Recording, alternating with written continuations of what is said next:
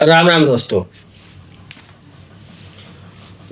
मैं एक राष्ट्रवादी और सनातन विचारधारा का आदमी हूँ। मैं किसी निष्पक्ष विचारधारा का नहीं हूँ। मेरा एक पक्ष है अपना विचार रखने के लिए, वो भी मैं सनातन और राष्ट्र के प्रति ही जवाबदेही में अपने समझता हूँ। जो राष्ट्र का नहीं, सनातन का नहीं, वो मेरे काम का नहीं। मेरा यही एक पक्ष है। दोस्तों, वीडियो को लाइक और सब्सक्राइब जरूर कर लीजिए। आज हम बात करेंगे भारत के सुप्रीम कोर्ट की। जी हाँ, इस देश का सुप्रीम कोर्ट जब से कॉलेजियम आया बनाया ये लोग ने, तब से एक बयान इनके और एक से एक फैसले जो पहली नजर में देखने में आ जाते हैं सनातन के विरोध में और राष्ट्र को गर्द में डालने वाले इनके फैसले रहते हैं। हमेशा से आप लोग देख लीजिए। आज मतलब ये रविवार को ये पूरा दिन इसी विषय पर चर्चा होती रही कि निशिकांत दुबे जी और दिनेश शर्मा जी के बयानों से पूरा देश और पूरी दुनिया इन्हीं के इर्द गिर्द घूमती रही। वामपंथी और जो इस्लामिस्ट हैं, विचार के लोग हैं, ये शशिकांत दुबे और दिनेश शर्मा को सिर्फ और सिर्फ कोसते रहे, बाकी कुछ नहीं।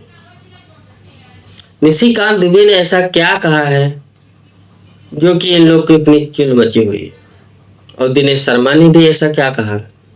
निशिकांत दुबे जी ने यही तो कहा है कि जो ये कार्यपालिका है, इसके हद को कम करती जा रही न्यायपालिका।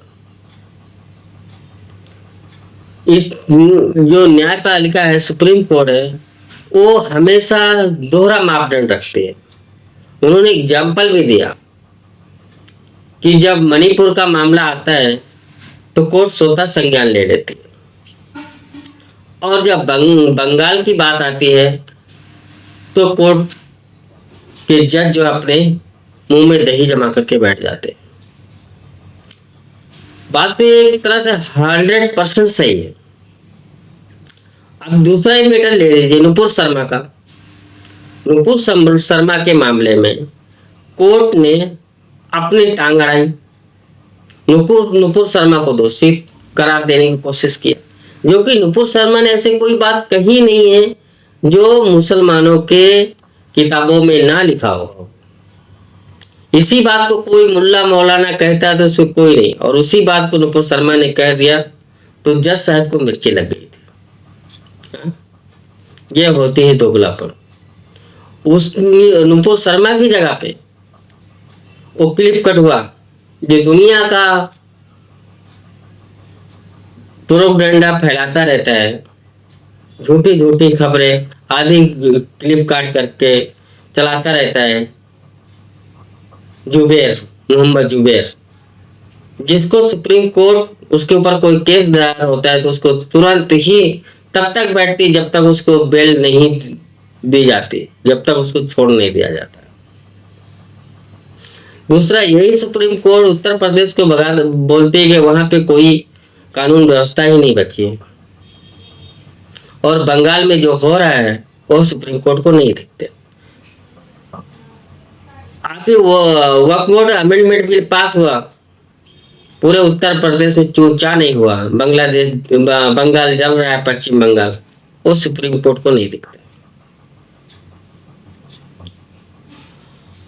दूसरा, शशिकांत दुबे जी ने ये भी इंगित किया है कि आजकल जो कुछ हो रहा है वो सुप्रीम कोर्ट के बयान, मतलब इसमें नाम लिया है संजीव खन्ना का कि चीफ जस्टिस के वजह से हो रहा है। जो देश में दंगे फैल रहे हैं वो चीफ जस्टिस की वजह से हो रहा है।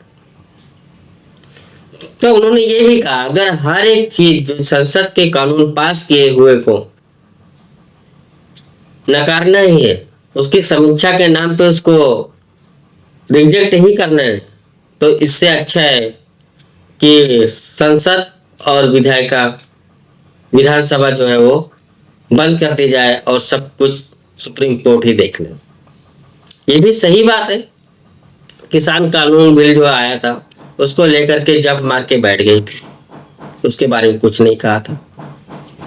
और रही दंगे की बात, किसान आंदोलन के टाइम पे देख लो, नुपुर शर्मा जितनी भी दंगे भड़कने के, और मणिपुर की दंगा तो ये कोर्ट का ही देन है। अगर हाई कोर्ट मणिपुर के ऐसा नहीं फैसला नहीं दिया होता तो शायद मणिपुर का दंगा नहीं होता था। हाई कोर्ट अगर उसको फैसला ही दे रहा था तो जो वहाँ के मुख्यमंत्री थे, जो वहाँ के प्रशासन था, उससे सलाह मशवरा तो कर लिया जाना चाहिए, लेकिन नहीं, माय लॉर्ड है वो, अपने आप को माय लॉर्ड ही समझते भी है। तो निशिकांत दुबे जी ने जो सुप्रीम कोर्ट के धज्जियां उड़ाई है ना, एकदम सही काम किया है, ऐसा ही करना चाहिए। आप सुप्रीम कोर्ट के कोई भी फैसले देख लो, वो कभी भी दोगलापन नहीं किया। सनातन को केस आया तो उसको इग्नोर किया। निशिकांत दुबे ने ये भी तो कहा है, अगर कोई सनातन केस आता है तो उसको आप सुनते ही नहीं है, उसको आप हाई कोर्ट बोल सकते हो। और दूसरा, दिनेश शर्मा ने क्या कहा, उन्होंने भी एकदम सही कहा। उनका यही कहना, बाबा भीमराव जी का जो संविधान बना उसमें कार्यपालिका को ही सर्वश्रेष्ठ बताया, सबसे ज्यादा पावर कार्यपालिका के पास ही है, और राष्ट्रपति सर्वे सर्वा सबकी। तो न्यायपालिका नहीं आदेश दे सकते हैं राष्ट्रपति जी को कि आप ऐसा 3 महीने में एक बिल पे हस्ताक्षर करना ही होगा। और सबसे सुप्रीम है संसद, ये संविधान में लिखा हुआ। दिनेश शर्मा का लबोलवाब यही था। अब इसमें कौन सी बात गलत कर दिया है? और हाँ, भारतीय जनता पार्टी के अध्यक्ष जेपी नड्डा, वो तो दुनिया से अलग ही निकल गए। उन्होंने कहा कि हम ये पार्टी की लाइन नहीं, जो निशिकांत दुबे ने कहा ये पार्टी की लाइन नहीं है, ये दुबे जी का अपना खुद का बयान है और भाजपा ये बयान को रिजेक्ट करती है। भाई साहब, इनके ट्विटर के नीचे देखिए जो जेपी नड्डा को गालियां पड़ी है, जो इसको सुनाया गया खरा खरा। इतनी दिन ऊपर शर्मा के टाइम पे भी जेपी नड्डा को नहीं सुनने को मिला जितना अभी सुनने को मिलता, और मिलना भी चाहिए। निशिकांत दुबे ने कुछ गलत नहीं कहा, एकदम सही कहा। अब सुप्रीम कोर्ट के ऊपर धीरे धीरे शिकंजा कसना चालू हो गया, ऐसा दिखने में आ रहा है, और होना भी चाहिए। अब आप लोग ले लीजिए पूर्व चीफ जस्टिस चंद्रचूड़ जी को। अब उनके खिलाफ पटना हाई कोर्ट के रिटायर्ड जज दिनेश कुमार जी, उन्होंने तो सीधा राष्ट्रपति जी को लेटर लिख दिया है। लेटर में उन्होंने लिखा है कि जो तीस्ता सीतलवाड़ को केस था, जो 1 जुलाई 2023 को सुप्रीम कोर्ट गर्मियों की छुट्टी मना रहा था, सब जज कहीं बैठ के नाच देख रहे थे, उसमें चीफ जस्टिस उस टाइम के चंद्रचूड़ जी भी बैठ।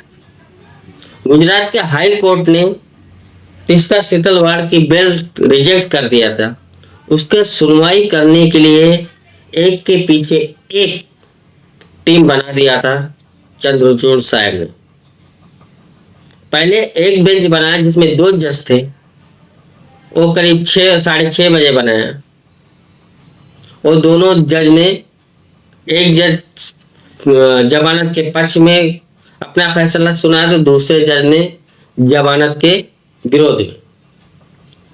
जैसे ही चंद्रचूड़ साहब को इस चीज का खबर चली, उन्होंने तुरंत 3 जजों की 3 दूसरी बेंच बना दी, जिसमें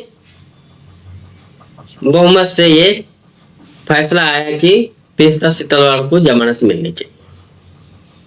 तो कौन सा आंधी और तूफान आ रहा था जिसकी वजह से चीफ जस्टिस ने ये फैसला किया कि हम तीस्ता सीतलवाड़ का केस प्रयोग पहले सूची पर रखे। इसी को लेकर के जस्टिस कुमार ने राष्ट्रपति को भ्रष्टाचार निवारण अधिनियम 1988 की धारा 17A के तहत सीबीआई जांच की अनुमति मांगी है, ताकि इस मामले की निष्पक्ष सुनवाई की जा सके। उन्होंने इस मैटर को सीबीआई से जांच करने की स्पेशल अनुमति मांगी है कि राष्ट्रपति महोदय आप इसकी अनुमति दीजिए। अब देखते हैं इस केस में क्या होता है। राष्ट्रपति महोदय स्पेशल अनुमति देते हैं कि नहीं। हमारे हिसाब से और हमारे अनुभव के हिसाब से राष्ट्रपति महोदय इस जांच की अनुमति दे देंगे, क्योंकि ये मैटर ही ऐसा। दोस्तों, अब ये जो सुप्रीम कोर्ट का कॉलेजियम है वो धीरे धीरे समाप्ति की ओर बढ़ रहा है। दोस्तों, वीडियो को लाइक और सब्सक्राइब जरूर कर लीजिए। जय हिंद, वंदे मातरम, भारत माता की जय।